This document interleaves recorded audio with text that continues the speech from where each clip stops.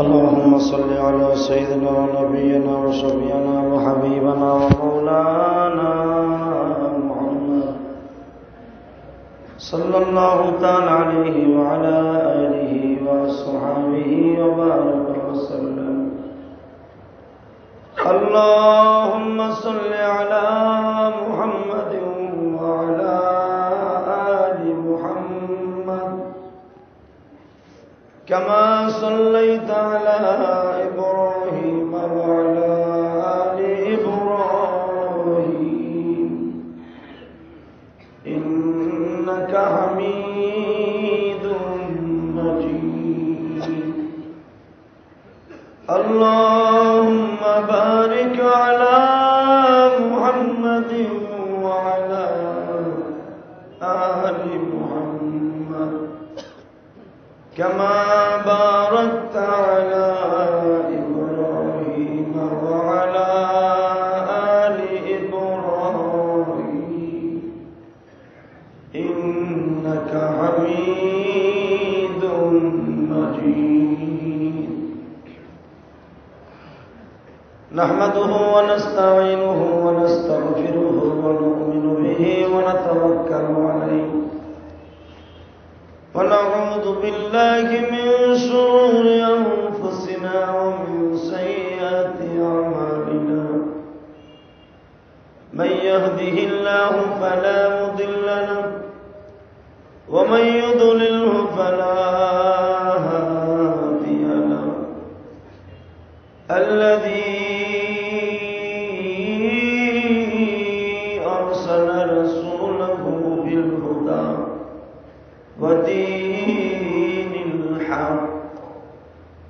ودين الحق ليظهره على الدين كله وكفى بالله شهيدا. أما بعد فقد قال الله تبارك وتعالى فأعوذ بالله من الشيطان الرجيم.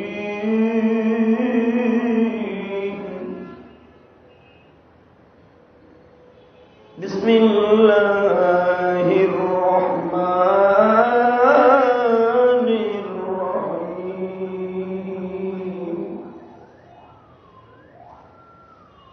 يا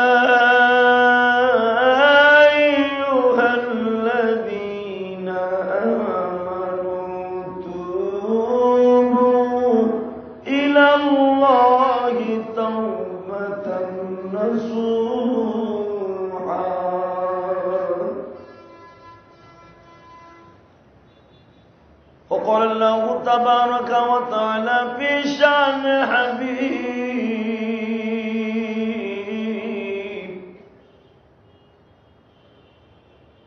لقد كان لكم في رسول الله أسوة حسنة لمن كان يرجو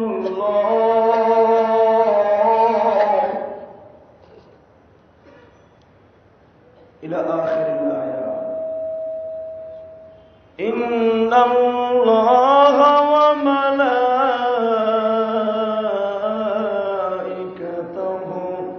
يصلون على النبي يا أيها الذين آمنوا صلوا عليه وسلموا تسليما. صلى الله على محمد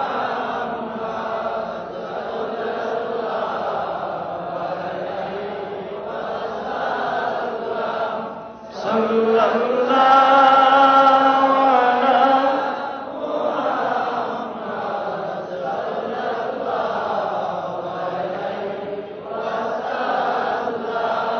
صلى الله على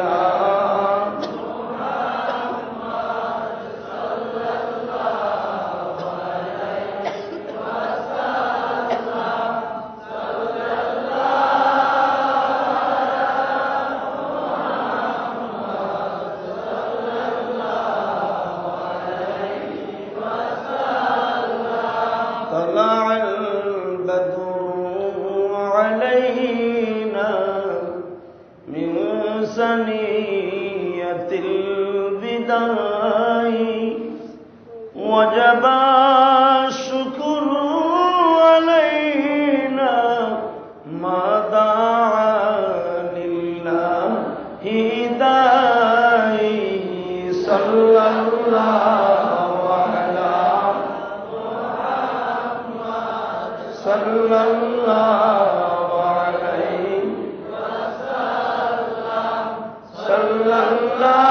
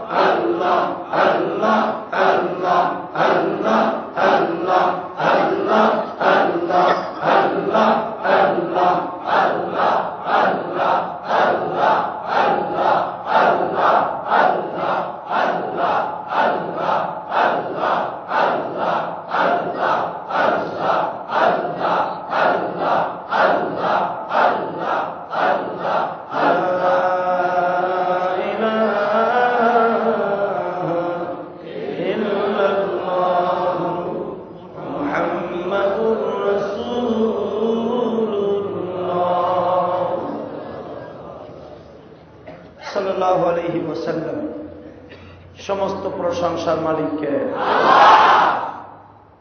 আপনার আমার মালিককে ওই আল্লাহর শুকরিয়া স্বীকার মেরে বলি আলহামদুলিল্লাহ।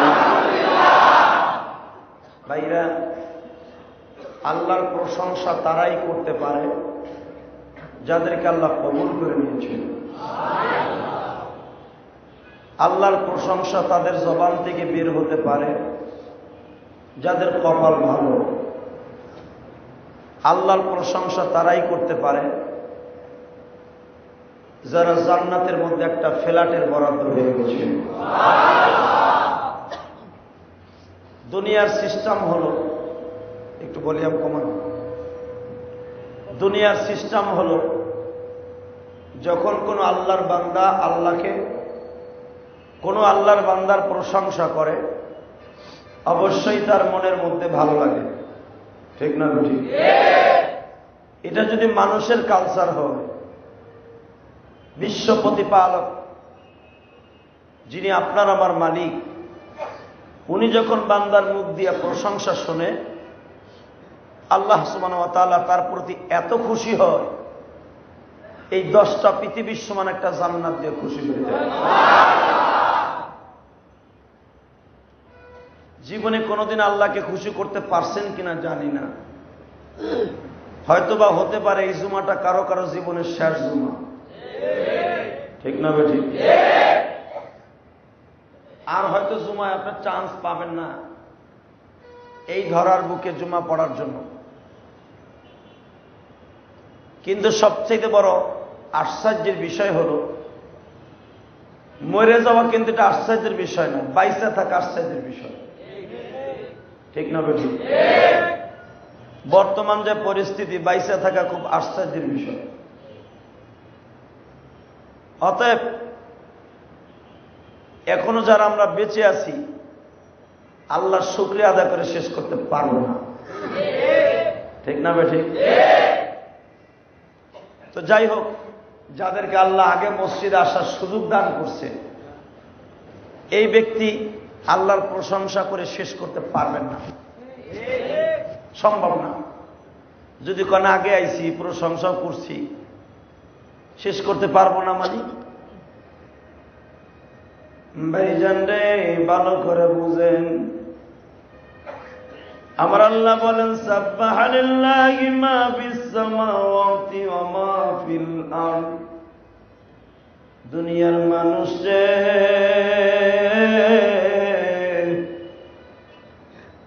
আদর করিয়া তো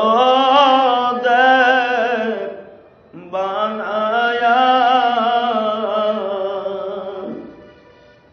দিব না কোন দিন জাহান্নামে ফেলিয়া। এটা কিন্তু আল্লাহর কথা। আমি তোদেরকে জাহান্নামে ফেলার জন্য বানাই নাই। এখন তোরা যদি নিজেরা জাহান্নামে প্রতিযোগিতার মাধ্যমে যাস, আমি আল্লাহর দোষ করি। ঠিক না বেঠিক? জাহান্নামে কি আল্লাহ দিতে চায়? হ্যাঁ, জোরে কন, আরো জোরে। আল্লাহ বলেন, যদি আমার কাছে সারা জীবনের গুনাহগুলা মনে করে একবার এক ফোঁটা পানি দিয়ে তওবা করস, আমি ওয়াদা দিছি, ইয়া আইয়ুহাল্লাযীনা আমানু তুবু ইলাল্লাহি তাওবাতান নাসুহা।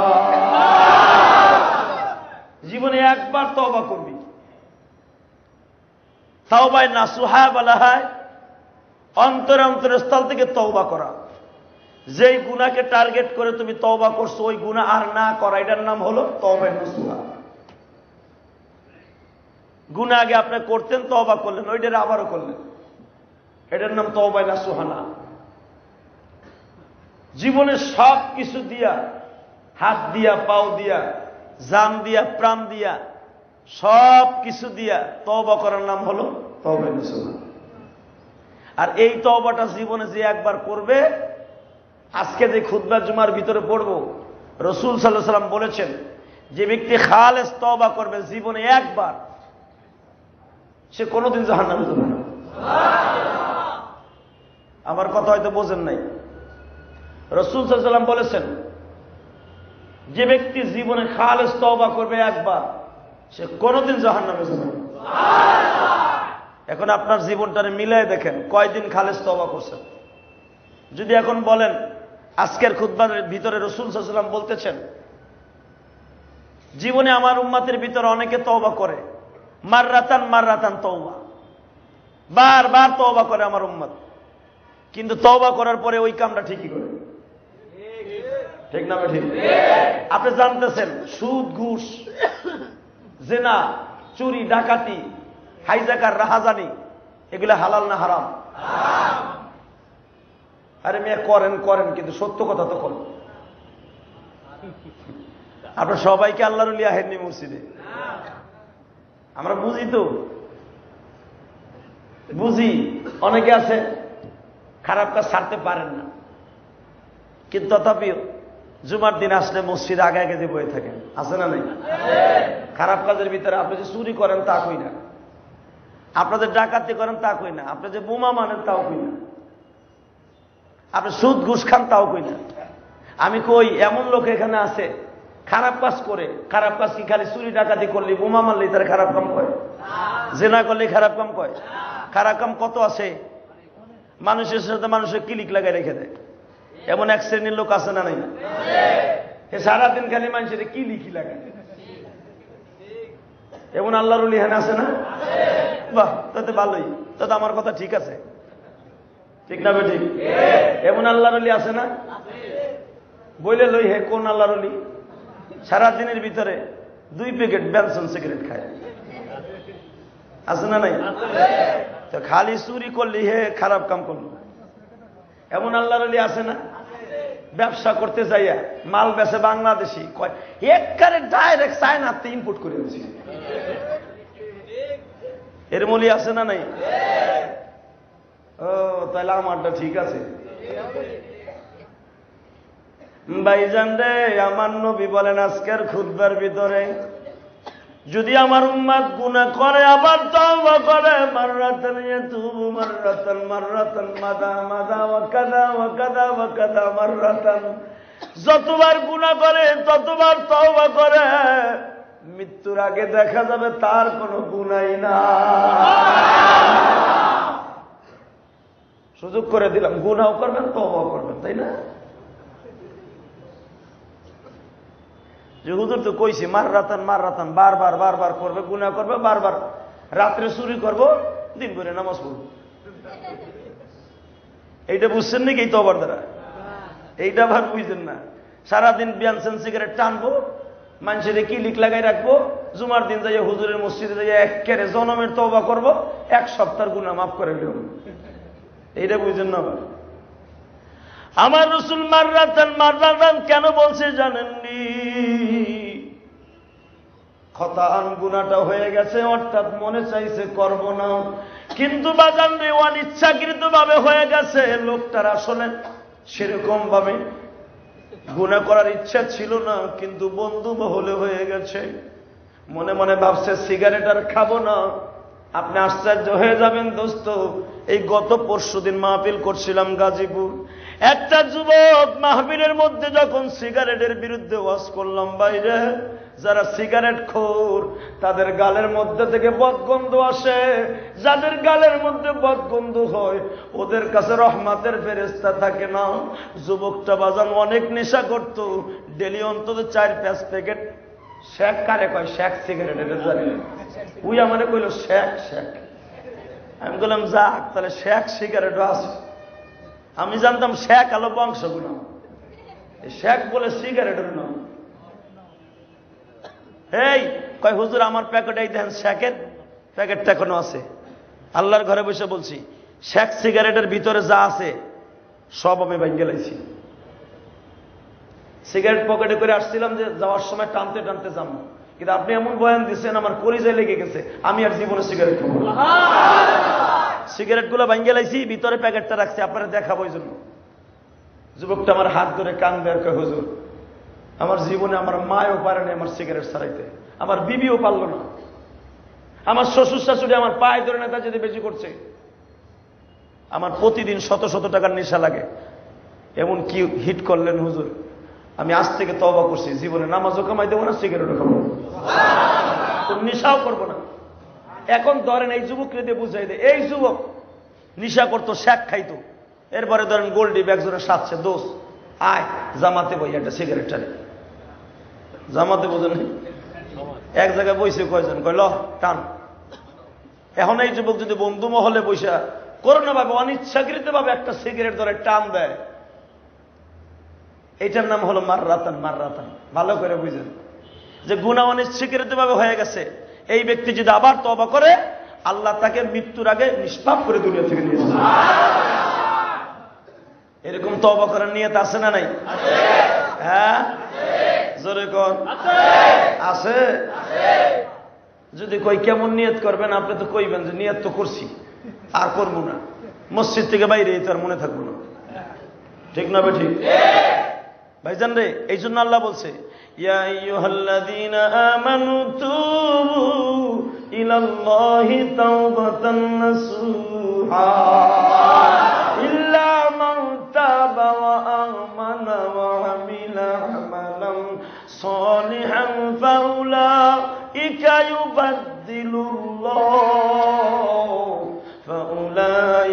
ইউবাদদিলুল্লাহু সাইয়্যাতিহিম হাসানাত ওয়া কানাল্লাহু গফুরার রহিমা। আমার নবীর একটা বাল্য বন্ধু ছিল, এই বন্ধুটার নাম হলো আব্দুল্লাহ, হালিমা সাদিয়ার সন্তান গো বাবা। যেই হালিমার বাড়িতে আমার নবী দুধ পান করতে গিয়েছিলেন, মনে আছে?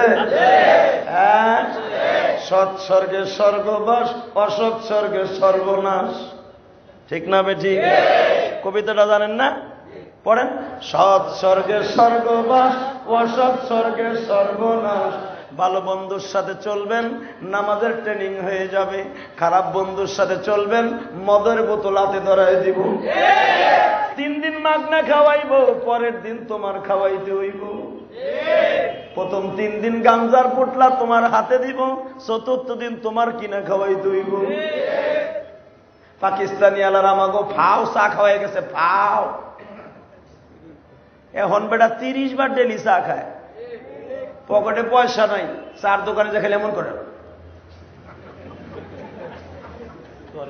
ঠিক না? ঠিক কি করে করে, আমরা কি বাংলাদেশি না? বক্তা হইতে হলে সব ট্রেনিং লাগে। মারহাবা কর, দেখেন না, পয়সা নাই পকেটে, বেটা এখন রিচার্ডে পেনশনের টাকা পাবে ওরা পরে। তারপরে মাসে মাসে সরকার ভাতা দেয় না, ভাতার টাকা খরচ হয়ে গেছে সিগারেটের পিছনে। এখন তো পোলায় পয়সা দেয় না, পকেটে পয়সাও নেই, এখন চার দোকান যে কয়। তার মানে জিপ ভাই চার নিশা চেচ্ছে, ওই যে পাকিস্তানি এলার নিশা ধরাই হয়ে গেছে চা, ঠিক না? ঠিক। মনে রাখেন, সৎসর্গের স্বর্গবাস, অসৎসর্গের সর্বনাশ। হুজুরে বাল্য বন্ধু ছিল, দুধ পানকৃত অবস্থায় হালিমায়ে সাদিয়ার পোলার নাম হলো আব্দুল্লাহ। কি নাম? আব্দুল্লাহ। হ্যাঁ যুবক, কি জন্য বলছি ভালো করে শুনো।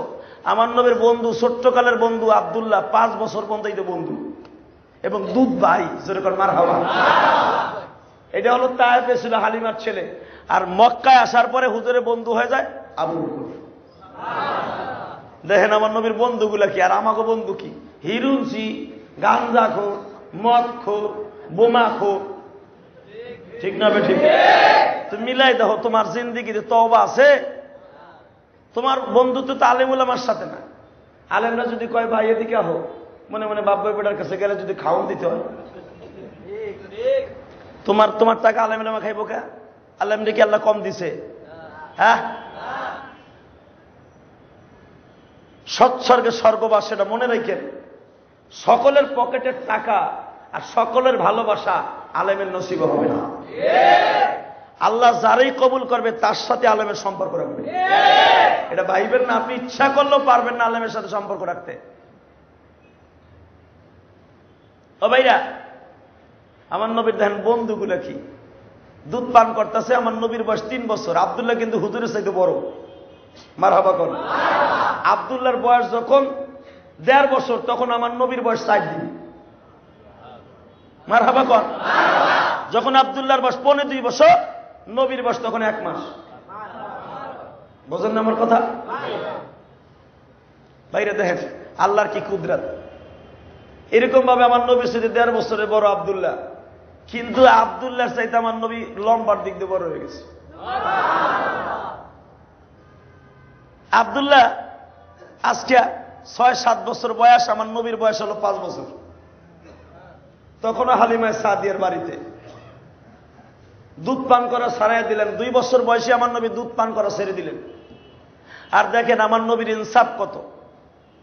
আমার নবী জীবনে হালিমায়ে সাদিয়ার ডাইন পাশের স্তন ছাড়া বাম পাশের স্তন হালিমায়ে সাদিয়ার দুধ মার কোনদিন হুজুর গালে দেয়নি। হালিমায়ে সাদিয়া জোর করে দিছে যে এই স্তনে মোটামুটি দুধ কম আছে, বাবা মোহাম্মদ তুমি এই স্তনেরটা খাও। নবী জোর করে দিল, জিহ্বা দিয়ে ধাক্কা দিয়ে বের করে দিত। কত বলেন সামাল আমার নবী। অর্থাৎ এই বাম পাশের স্তনটাকে ভাই আব্দুল্লাহ লেগে রেখে দিছে।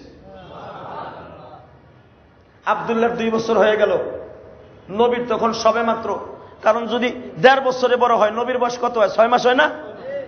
6 মাস বয়সে নবী তো উপেন্ডে পুরো দুধ খায়। আব্দুল্লাহ দুধ ছেড়ে দিলেন 2 বছর বয়সে। তারপরও আমার নবী বাম স্তনের দুধ গালে দেয়।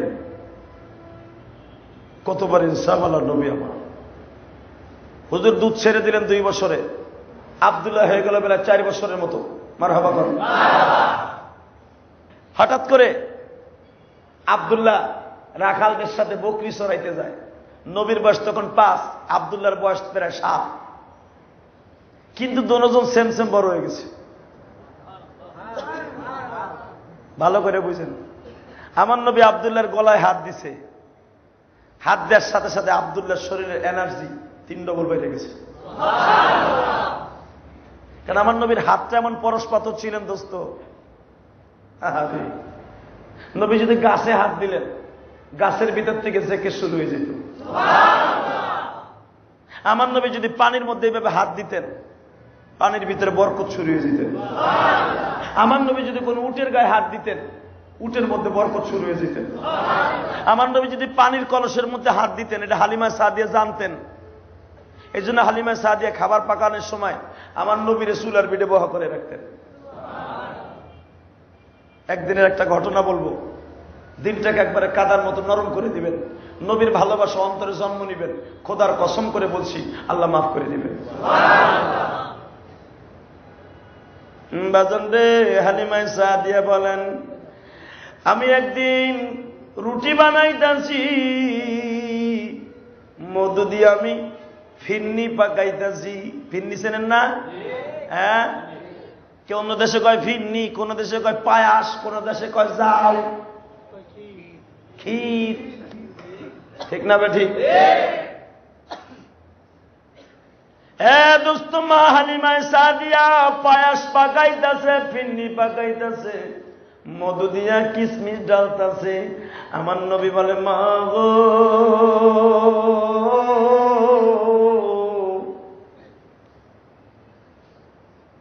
আমার একটা কিসমিস হাতে দাও গো মা।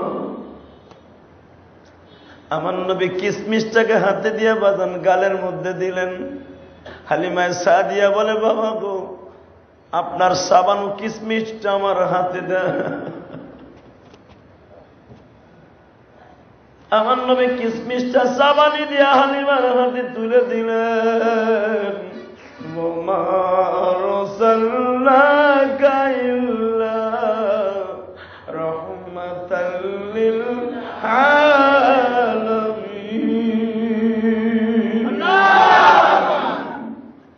আমার আল্লাহ বলে, জিবরাইল রে, বন্ধু আমার কিসমিস মনে চাইছে, আমার বন্ধুর হাতে জান্নাত থেকে কিসমিস লয়া যা।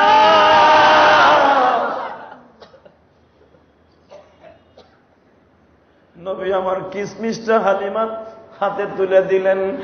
হালিমা পায়াসের পাতিলার মধ্যে ছেড়ে দিলেন। বাবা, হালিমা সাদিয়া বলে, আমার মুহাম্মাদের গালের মধ্যে এত বরকত রে, আমি এক পাতিলা পায়েস দিয়ে সাহেবের বহু ফ্যামিলিরে খাওয়াইছি,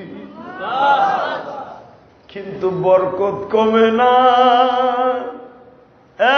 দোস্ত, ওই বরকতি নবীর জীবন যাপন করলে কোনদিন জাহান্নামে যাওয়া যায় না। আমি আর একটু ক্লিয়ার করে দেই দোস্ত, আরো ভালো করে বুঝেন।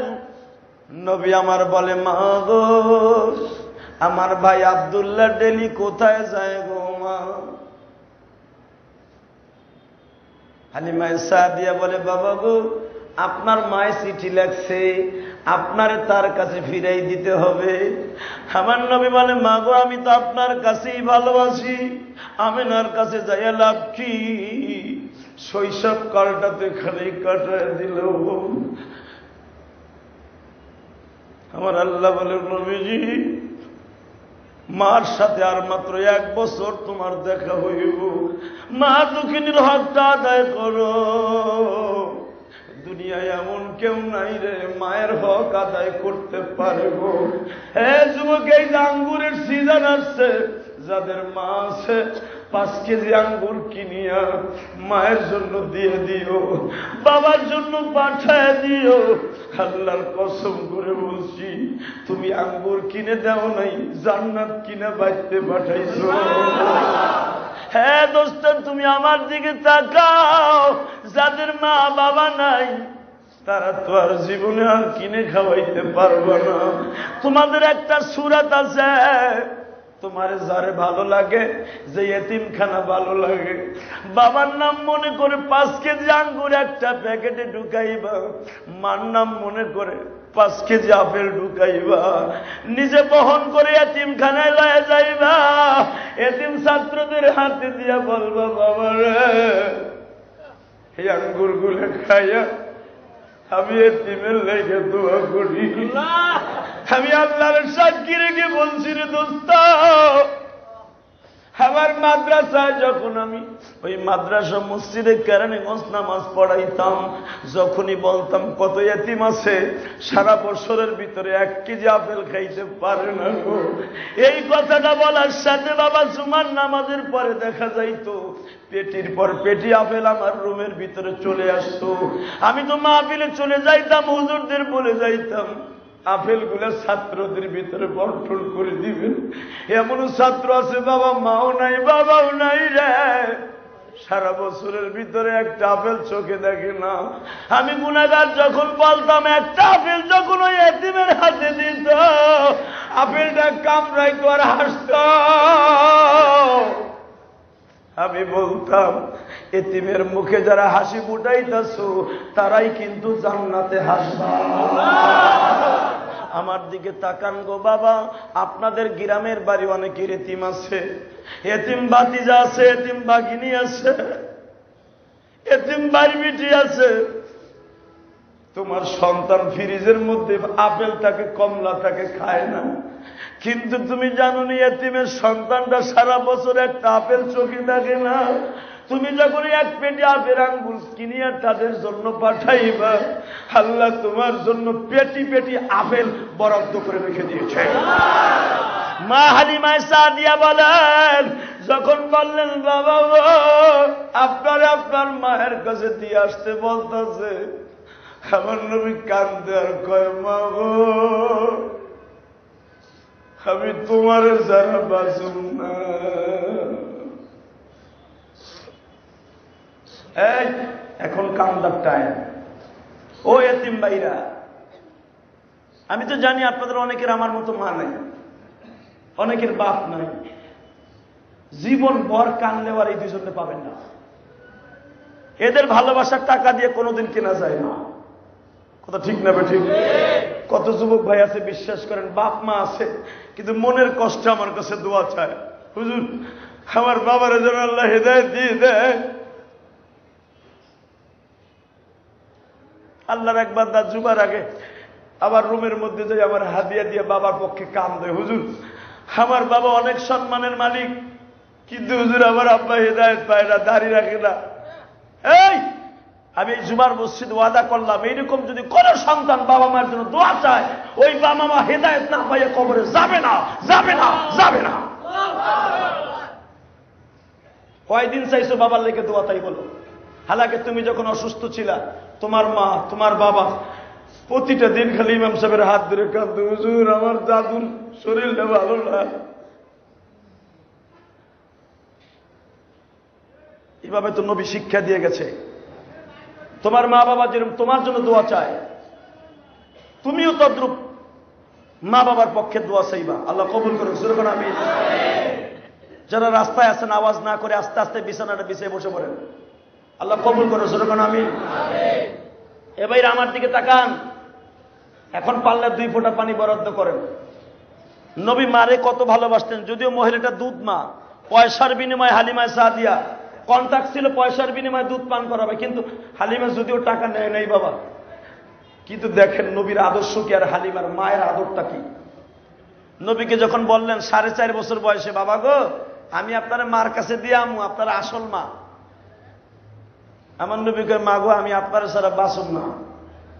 এই কথা বলার সাথে সাথে হালিমায় সাদিয়া, হ্যাঁ বাবা, হালিমায় সাদিয়া বলে ঠিক আছে ঠিক আছে, আমি আপনার মার কাছে যাব, নিয়ে যাব, আপনি আপনার মার কাছে যে কইবেন মা গো আমি আরো কিছুদিন আমার মা হালিমায় সাদিয়ার কাছে থাকবো। এত আস্তে কইলেন সুবহানাল্লাহ। তাহলে মনে হয় আমার নবীর জিন্দেগি আপনার কাছে ভাল লাগে না? হ্যাঁ ভাল লাগে না? আল্লাহ নিজে বলে আমার নবীর প্রশংসা যারা দুনিয়ায় বেশি বেশি করবে ওই আলেম এবং ওই শ্রোতার যোগ্যতা আল্লাহ বাড়াই দেবে। নবীর জিন্দেগির মতো জিন্দেগি পৃথিবী কোনো মানুষের নাই, ঠিক না বে ঠিক? এই জন্যই তো আমার আল্লাহ কোরআনে ঘোষণা করছে নবীর পক্ষে, লাকাদ কানা লাকুম ফি রাসূলিল্লাহি উসওয়াতুন হাসানাতুন লিমান কানা ইয়ারজুল্লাহ। আমার নবীর আদর্শই তোমার জন্য উত্তম আদর্শ। কোন নেতার আদর্শ লাগবে না, শুধু তোমার জীবনটা সুন্দর করার জন্য তোমার নবী যা করছে এগুলো শোনো আর মানো। মারহাবা করো। হালিমা সাদিয়া আমার নবীকে নিয়ে আসলেন। এদিকে তাকান, নবীর বয়স তখন 4.5 বছর। কত? জোরে কোন? 4.5 বছর বয়সে আমার নবীরে হালিমা সাদিয়া উটের পরে সওয়ার করে নিয়ে আসলেন। কিন্তু হালিমা সাদিয়ার পরনে তখন দামি কাপড়। যেই হালিমা সাদিয়া নবীরে যখন দুধ পান করাইতে লয়ে যায়, ও বাবা, তখন হালিমার কাপড় ছিল সেরা ফাটা, গাদাটা ছিল দুর্বল, হাঁটতে পারতো না, এক পাক দিলে আর এক পাক কাইতে পড়তো। আজকে হালিমা সাদিয়ার চেহারা পূর্ণিমার চাঁদের থেকে সুন্দর। আজকে হালিমা সাদিয়ার যেই কাপড় পরছে মক্কার বড় বড় লিডার বউরাও পড়তে পারবো না। হালিমা সাদিয়া এমন ভাবে মাথায় উন্ডা লাগাইছে মনে হচ্ছে রাজরানী। কারণ পৃথিবীর শ্রেষ্ঠ রাজার দুধ মা। বুঝেন নাই? পৃথিবীর শ্রেষ্ঠ শ্রেষ্ঠ বাদশার, দুজাহানের বাদশার দুধ মা হালিমা সাদিয়া। হালিমা সাদিয়ার চেহারাটা আগে ছিল জীর্ণ শীর্ণ, দেখতে ভালো দেখা যাইতো না, মুখের মধ্যে অন্যরকম ছিল। আজকে হালিমা সাদিয়া নবীকে নেওয়ার কারণে হালিমা সাদিয়া হয়ে গেছে মক্কা মদিনার মধ্যে বিশ্ব সুন্দরীদের মধ্যে একজন। আজকে হালিমা যখন নবীকে নিয়ে আসছে মক্কায়, মক্কায় হালিমার অনেকে চেনেই না। আমেনা জিজ্ঞেস করতেছে, তোমার নাম কি হালিমা? হ্যাঁ ভাবি, আপনি ভুলে গেলেন গা? কই না, আমি ভুলি নাই, কিন্তু আমি খালি তোমার দেখতেছি আর ভাবতাছি। তুমি কি সেই 4 বছর আগের হালিমা, না আসলে এখন নতুন কোন কাম কুম করছো? হালিমা সাদিয়া কয়, কাম করার ফ্যাক্টরি তো আপনার মোহাম্মদ। কারণ ওয়ামা আরসালনাকা ইল্লা রাহমাতাল লিল আলামিন। আমার বন্ধু মুহাম্মদ দুনো জাহানের রহমত। মা আমেনা বলে, হালিমা সত্য কথা কইবা? বলেন ভাবি, তুমি আমার মোহাম্মদের প্রথম নিতে চাও নাই? কি মনে ভাবছিলা যে মোহাম্মদের নিলে টাকা বেশি পাবো না, এই তো?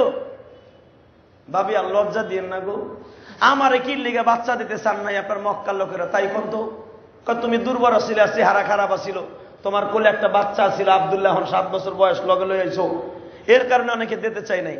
ভাবি গো, আমারও কেউ দিতে চায় নাই, আপনার মোহাম্মদরেও কেউ নিতে চায় নাই, মাঝখান দিয়ে কাম করে ফেলেছে আমার আল্লাহ। ও হালিমা, এটা গোপন কথা কও, আমার মোহাম্মদের মধ্যে কি পাইছো? তখন হালিমা ছোট্ট বাচ্চার মতো আসল দিয়ে চোখ মুছে, ভাবি, ও ভাবি, যদি মোহাম্মদের গুণের কথা আমি মাসকে মাস আপনার কাছে বর্ণনা করি, বলে শেষ করতে পারবো না। আপনি তো মোহাম্মদের জন্ম দিছেন, আর মোহাম্মদের বরকত পাইছি আমি। মা আমেনা খুশিতে বাগবা। আমার নবী একটা দৌড় দিয়ে মার কোলে যে বসলেন, মা গো, ও মা, আমি কিন্তু এইবারও হালিমা সাদিয়া মায়ের সাথে চলে যাব। কত রোমান্টিক আলোচনাটা শোনেন, কত হৃদয় বিদারক। আমেনা বলে, কেন আপনি আমার কাছে থাকবেন না? মা, আমার অনেক কিছু শিখতে বাকি আছে, আমি তায়েফে গেলে অনেক কিছু শিখতে পারবো। কারণ কি, তায়েফের মানুষের ভাষা ছিল সুন্দর। বাংলাদেশের ভিতরে সবচেয়ে ভাষার দিক দিয়ে ভাষার সম্রাট হলো কুষ্টিয়ার লোক। বাংলা ভাষার সম্রাট কুষ্টিয়ার লোক। আর মক্কার ভূখণ্ডের সবচেয়ে ভাষার সম্রাট ছিল তায়েফ। মারহাবা বল। পৃথিবীতে এত সুন্দর ভাষা তায়েফের মতো কারো ছিল না। মা, আমার অনেক কিছু শিখতে বাকি আছে, আমি এগুলো শিখবো। হালিমা সাদিয়া বলে, ভাবি আপনি কি বলেন? আমেনা কান্দে আর কয়, হালিমারে 4টা বছর রাখলা, এর মাঝে শুধু 2 বছরের সময় 7 দিনের লেগে দেখাই লয়ে গেছিলা। আমার কলিজার টুকরা মোহাম্মদের তুমি কোলে করে ঘুমাও, আর আমি মা বালিশ কোলে করে ঘুমাই। ঠিক আছে, আল্লাহর নীলা খেলা বোঝার সিস্টেম নাই। তবে এইবার তোমার 2-1 মাস থাকতে হইব, তারপরে মোহাম্মদের লয়ে যাইবা। হালিমায় সাদিয়া 15 দিন পরেই বাহানা শুরু করছে, ভাবি এই দেখেন মক্কায় কি মহামারী শুরু হয়েছে, আমার মোহাম্মদের গায়ে সমস্যা হইব, আপনি দেন না, আমি লয়ে যাই না, আমি লয়ে যাই গো ভাবি, আমি লয়ে যাই গো ভাবি।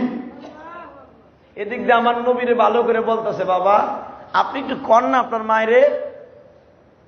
নবী যে মার কাছে কয়, মা আপনারে বলা ঠিক না, তারপরে বলি গো মা, আমার মন এই মক্কায় ভালো লাগে না।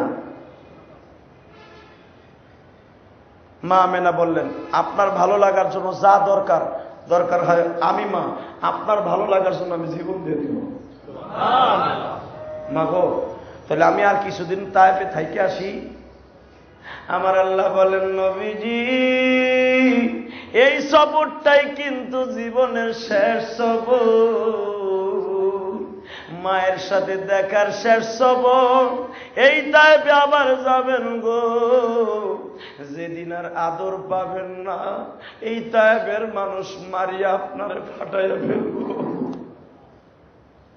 জানগো নবী যান। হালিমায়ে সাদিয়া যখন আবার নবীর কোলে করে কাবা ঘরের সামনে দাঁড়াইছে গো বাবা, মা আমিনা পিছনে পিছনে দৌড়ায়, হালিমা রে যাইবার আগে আমার মোহাম্মদ একটু কোলে দাও গো। হালিমায়ে সাদিয়া তো কাবা ঘরের দরজার সামনে দাঁড়ানো, মা আমিনাও কাবা ঘরের সামনে দাঁড়ানো। হঠাৎ করে কাবার মধ্যে থেকে আওয়াজ আসতেছে, হালিমা রহমতের ভান্ডারকে লয়া যাইতাছ, হালিমা রে বন্ধুরে ভালো কইরা রাখিও। হালিমা এগুলো শুনতে শুনতে এখন অভ্যাস হয়ে গেছে, সব অভ্যাস হয়ে গেছে। হালিমায়ে সাদিয়াকে যখন আমিনা বিদায় দেয়, এখন কিন্তু বাজান 2 ফোঁটা পানি বরাদ্দ করবেন। কে বলছে আপনার মায়ের দোয়া কবুল হইব না? কে বলছে আপনার দোয়া কবুল হবে না?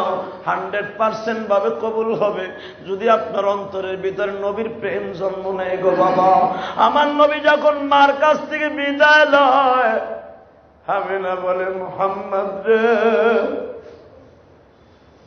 তোরে সারা কেমনে বাঁচবো? মক্কার মানুষগুলা যখন শুনছে মুহাম্মদ ধাত্রী মাতার থেকে মক্কার মধ্যে আসছে, তখন তো মক্কার নাম মক্কা না, মক্কার নাম ছিল বাক্কা। মক্কার বাক্কা শহরের সব মহিলাগুলা নবীর দেখার জন্য দৌড়ায় আসছে। অবাদান 24 ঘন্টা আমেনার বাড়িতে মহিলারা থাকতো। আজকে যখন আবার হালিমা লয়ে যায়, শত শত মহিলারা মিছিলের মতো আমার নবীর পিছনে পিছনে যায়। বাবা মুহাম্মদ রে তুমি আবার কবে আসবা? তুমি কি একবার বলে যাইবা না? আমার নবী বলে, ও মা আমি আসবো গো মা, খুব দ্রুত ফিরে আসবো মা।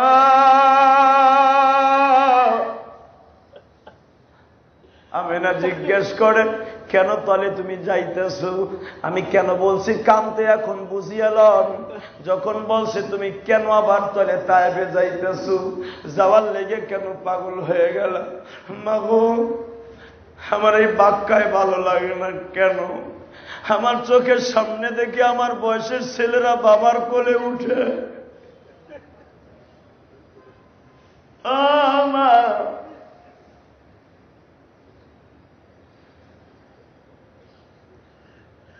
সবাই বলে, আমি বলি এতিম গো মা। এই বাক্কায় তো আমার বাবা নাই, তাইবে আমার দুধ বাবা আছে।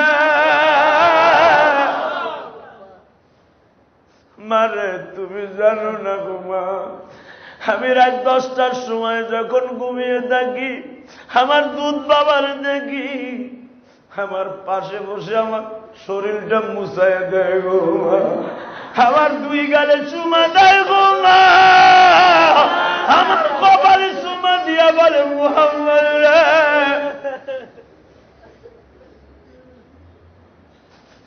তোমার চুমা দিল বাবা, সারাদিনের মধ্যে আমার মুখের ঘেরান যায় না। বাবা তোমার কোলে নিলে আমার অসুস্থ শরীর সুস্থ হয়ে যায়। মুহাম্মদ রে, কেন তুই আমার গর্ভে জন্ম নিলি না? মা, আমি দেখি আমি আসলে ঘুমাই না, ঘুমের বাম ধরে থাকি, দেখি আমার দুধ বাবা তার ছেলেরে বেশি ভালোবাসে না আমার ভালোবাসে। মা, তার ছেলের দিনের ভিতরে একবারও কোলে লয় না গো মা, আমার গানে করে নিয়ে সারাদিন করে গো মা। মা, আমি তার কাছ থেকে বাবার আদর পাইছি, আমি এই জন্য বাক্কায় থাকবো না গো মা।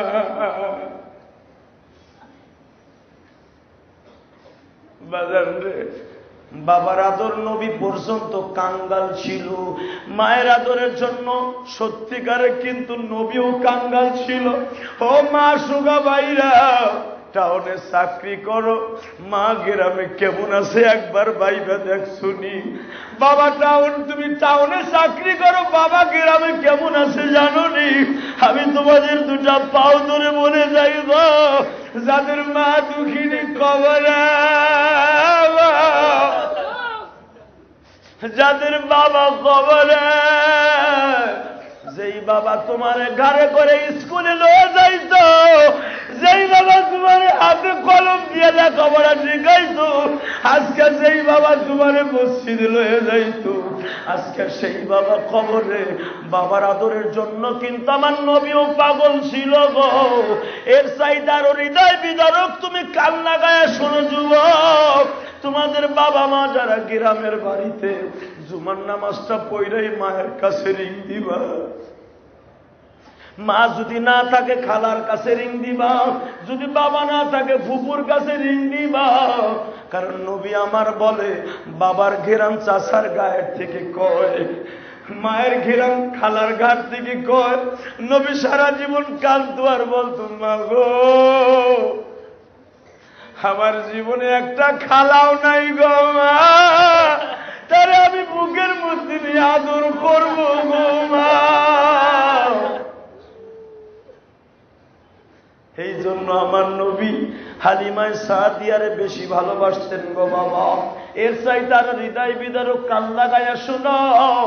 এই জন্যই তো আমার আল্লাহ বলছে, আমার নবীর জীবনী তুমি যত শুনবা ততই তোমার দিলের খোরাক হয়ে যাবে।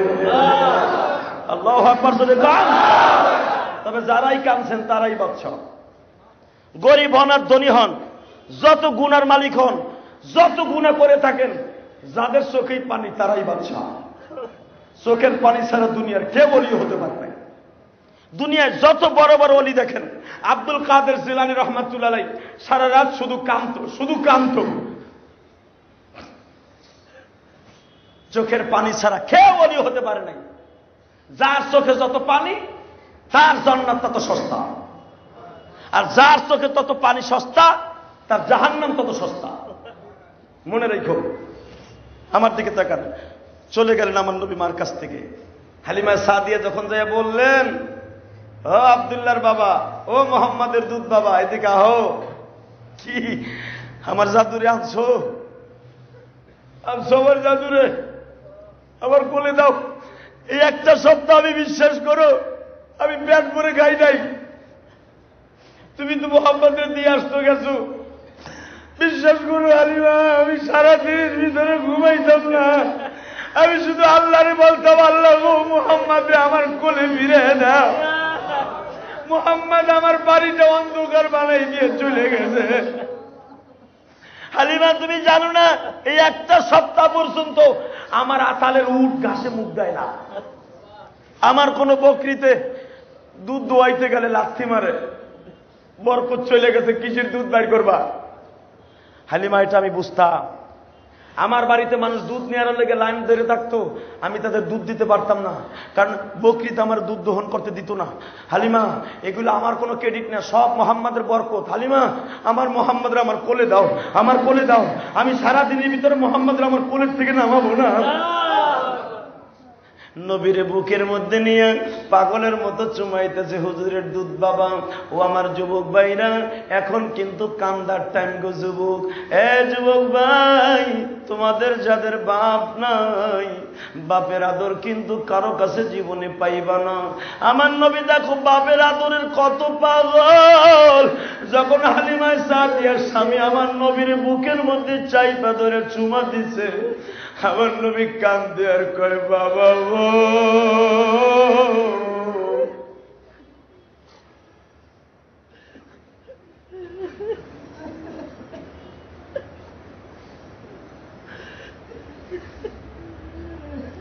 তোমার মতো যদি আমার বাবা আব্দুল্লাহ এখন বাইসা থাকতো,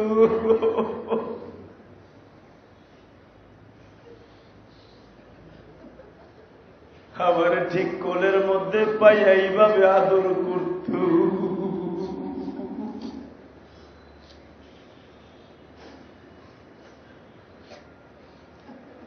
বাইরে কান্নাকাটি কিন্তু এটা অভিনয় না, কান্না দিলের মধ্যে থেকে বের করে একমাত্র কান্নার মালিক আল্লাহ।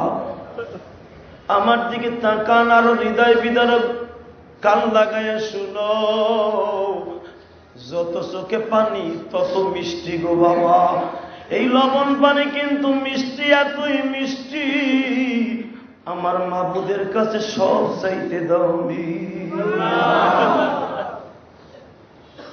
হালিমা সাদিয়ার স্বামী নবীর দুধ বাবা, নবীর কোলে করে যখন বাবা মাঠের মধ্যে যাইতেন, এমনি দেখতেন এক খণ্ড মেঘমালা নবীর মাথার উপরে আল্লাহ একটা ছাতি বানায় দিছে।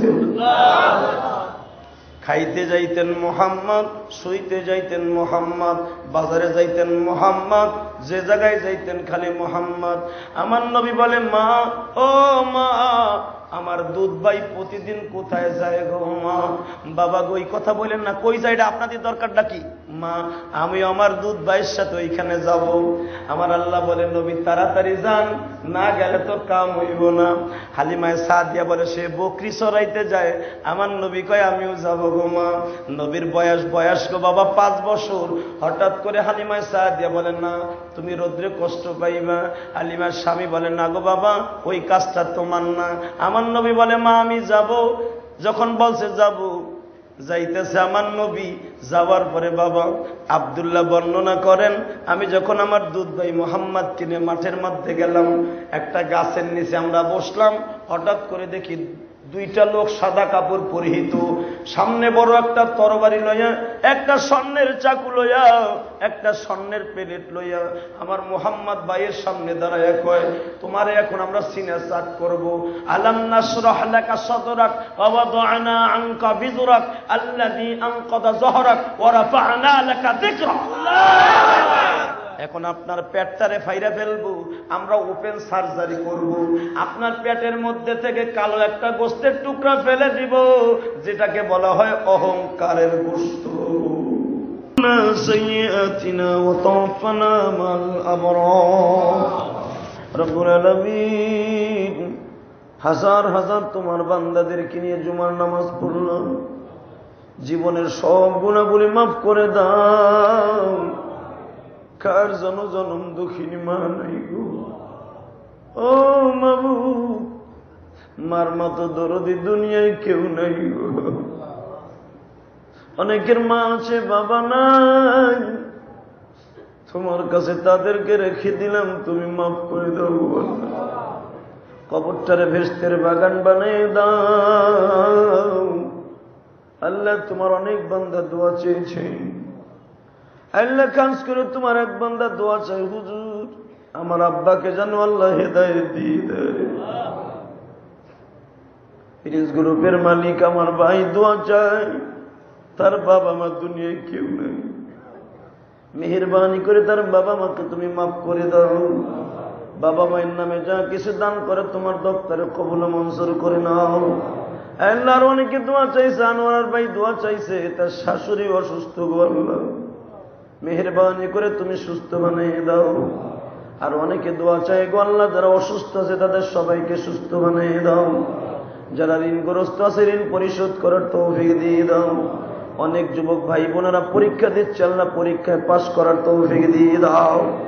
আল্লাহ সকলের ছেলে সন্তানগুলোকে নেককার বানিয়ে দাও। আল্লাহ কত কষ্ট করে তোমার বান্দারা নামাজ পড়ে, এদের নামাজগুলি তুমি কবুল করে নিও, বিনিময়ে তাদের জীবনের গুনাহ মাফ করে দিও।